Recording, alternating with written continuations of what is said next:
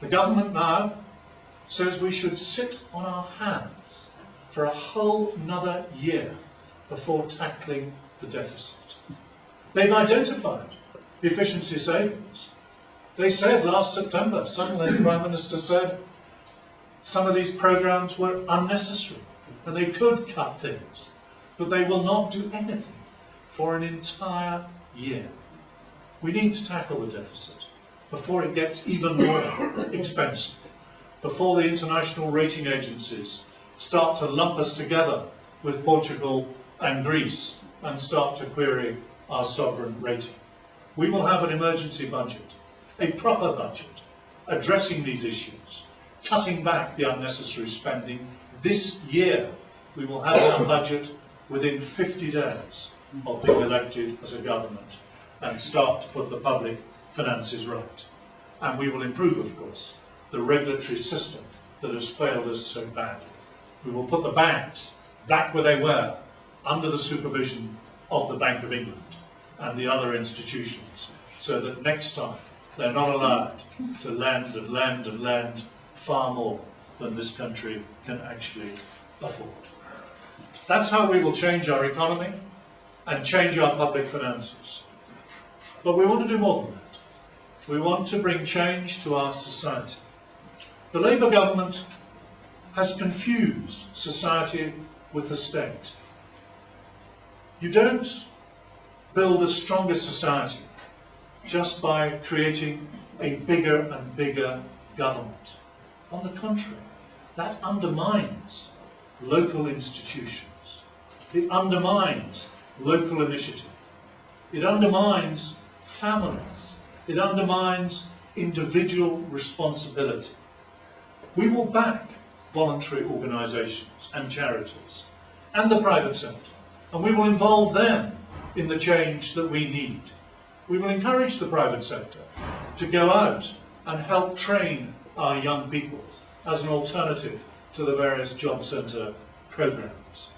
And we will set our councils free so that Peter Fleming, who's here tonight, our leader, and his councillors can take decisions for this community and be accountable to this community without constantly being second-guessed and interfered with and overruled from Whitehall.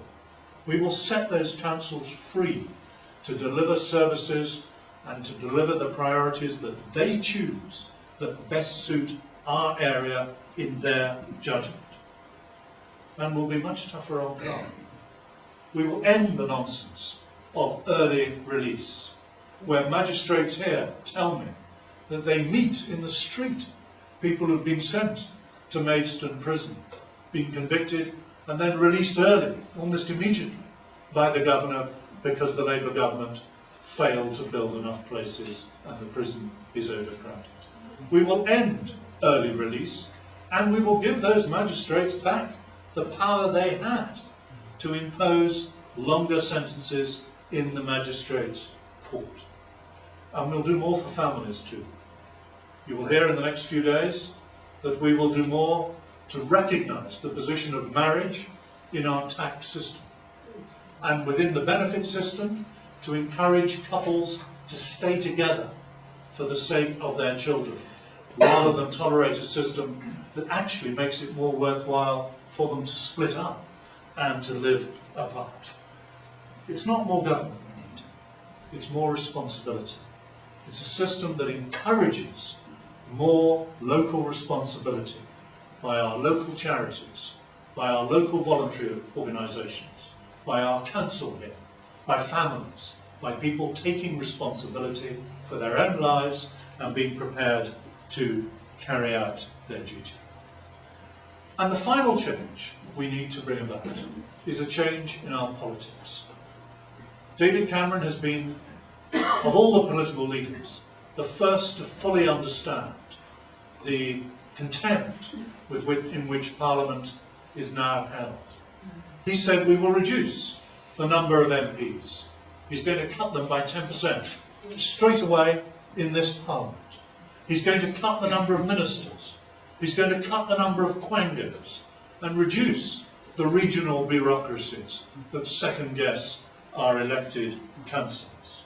He's going to introduce for MPs a recall petition, so that you don't have to wait for the next election to get rid of a bad MP.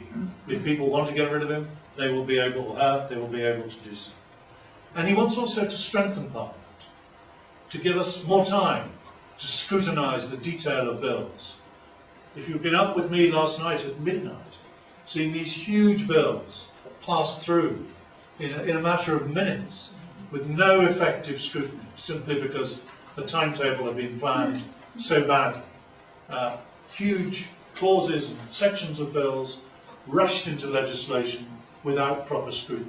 That will no longer be possible under David Cameron's reforms, because he will give the timetabling of business back to Parliament and take it away from government. And he'll start, too, the long process of repatriating to Westminster from Brussels the powers that should never have been given away, that we can better exercise here at national level and not see ceded any further to European integration. So those are the changes that we will be laying before the British people. But there will also be changes we need here in Sevenoaks. We will have more grammar school places. David Cameron has made that clear. In those all-county systems like Kent and Buckinghamshire, where the need is proven for more places, and it is proven here in Sevenoaks, where some 300 places go to children from outside Kent every year. We need more places, and we will get more places. And we will be able to create those new places here in Sevenoaks. Why not at the Bradbourne School, which is shortly to be vacated as the academy is built on the Wilderness site? That could be a new grammar school. It could be a campus of one of the existing Tunbridge Wells grammar schools. All that is possible if we can just change this government. And this government, the new government, will guarantee the future of our community hospitals. Instead of so mismanaging the NHS budget that they're saved one year and then suddenly put under review in the next year, we will guarantee the future of our community hospitals here in Sevenoaks and in Edenbridge. We will give Sevenoaks District Council a better deal, funding it fairly compared to other councils up and down the country, so they no longer are faced with having to either increase the council tax or cut back on vital services. And we'll create more jobs for our young people here in Sevenoaks by reviving small businesses, by encouraging directly to take on people and getting other training providers to take some of those youngsters who are currently registered at the job centre on courses that don't lead to real jobs, to take those for themselves and be remunerated if they can get them back into the labour market. So there will be change here too. Now this change that I've spoken about in our economy, for our society, for our political institutions, for us here in Sevenoaks, that isn't going to happen if we sit here and do nothing. We have 4 weeks to get those messages across. And we owe it to the people of this constituency to get out there and get this message across. That a new Conservative government will deliver additional grammar school places for West Kent, will correct the shabby treatment of Sevenoaks District Council, will properly protect the NHS, will restore control over planning and housing density to our elected council, and will get the economy, the local economy here, moving again and employing more young people. So we owe that. We owe the work we're going to do over the next 4 weeks to the people of this constituency. We also owe it to somebody else.